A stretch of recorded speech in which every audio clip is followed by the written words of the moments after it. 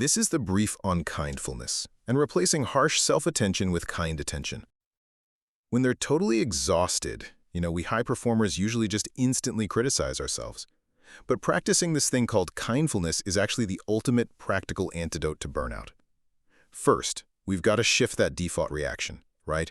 Because when you're stressed, you probably scold yourself like, "Why am I so weak?"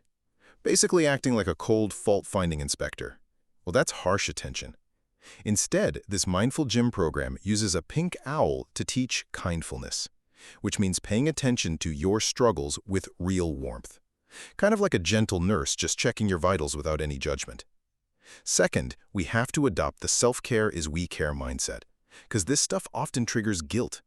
Look, self-compassion isn't selfish, it's literal emotional maintenance. If caring only flows outward, you're absolutely going to burn out. Think about it. If there's nobody else in the room needing help right now, who's the most important person to care for? You. Caring for yourself is exactly how you sustainably care for others. Finally, how do we actually put this into practice?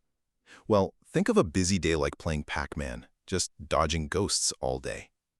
The Kindful-PAC technique is that essential little power pellet you need to quickly recharge. P.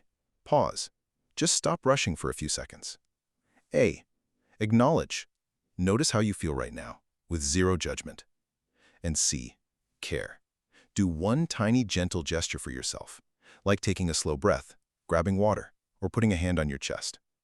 A quick reminder, treating yourself with a tiny bit of warmth isn't a weakness. It's absolutely the ultimate strategy to keep you moving forward.